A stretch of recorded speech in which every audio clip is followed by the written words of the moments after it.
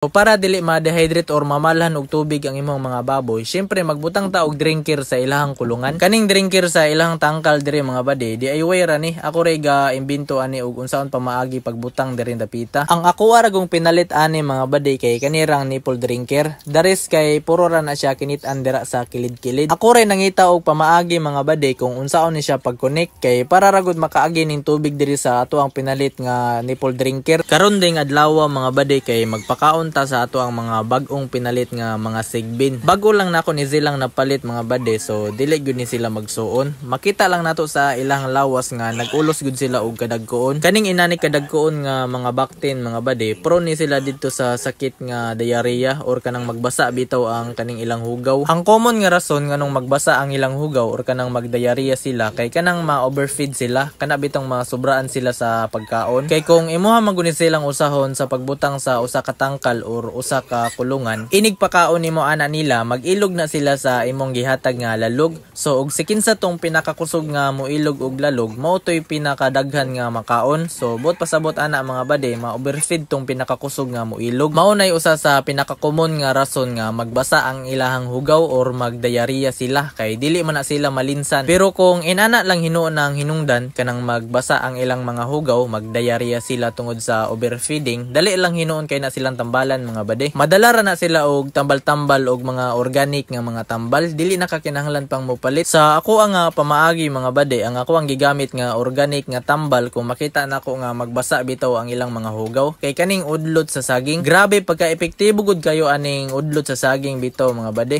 Pero siguradoon ra pud nimo tong udlot sa saging nga katong wala pa nakabuskad, katong galupot pa bitaw sa tungaan. Kay kani magong udlot sa saging mga bade, upload kay na siya og lasa. Ug mao nay makaon sa imong baktin sa ang ilang hugaw, mobalik jud og kagahi ang ilang hugaw ana kay tungod sa ka-upload. Importante pud kayo sa baboy mga bade nga pirming naay tubig ang ilang kulungan kay para anytime pwede ra sila makainom. Kay once gani magbasa ang ilang mga hugaw, naanay dakong chance nga pwede na sila ma-dehydrate. So og ma-dehydrate na sila mga bade, pwede madaot ang imong baboy ana or mamatay. So sayang kayo ang puhunan nimong mga bade kay mahal ra ba ng usa ka baktin. So para dili ma-dehydrate or mamalhan og tubig ang imong mga baboy, syempre magbutang ta og drinker sa ilahang kulungan. Kaning drinker sa ilahang tangkal diri mga bade, DIY ra ni. Ako ray ga imbento ani og unsaon pa maagi pagbutang diri dapita. Ang ako ara gong pinalit ani mga bade kay kanirang nipple drinker. Daris kay puro ra na siya kinit-an dira sa kilid-kilid. Ako ray nangita og pamaagi mga bade kung unsaon ni siya pag-connect kay para ra gud makaagi ning tubig diri sa ato ang pinalit nga nipple drinker. So may gani mga bade kay ni success ra pod ang ato ang gihimo diri nga DIY nga ilimnan sa ato ang mga sigbin. Mas nindot man gud po ning nipple drinker ang ilahang ilimnan kay perming fresh ang ilahang mainom nga tubig kumpara didto sa tubig nga ato ang gibutang didto sa ilahang pasungan kay naay usahay ila tong ihian or didto sila magpagawas sa ilang hugaw bitaw. So mahugaw jud ang tubig mga bade. So bot pasabot makainom sila og hugaw. Matingala na lang ka mga bade nga kusog kayo mukaon unya walay tubo-tubo kay bituko na di ay kay perming makakaon og hugaw.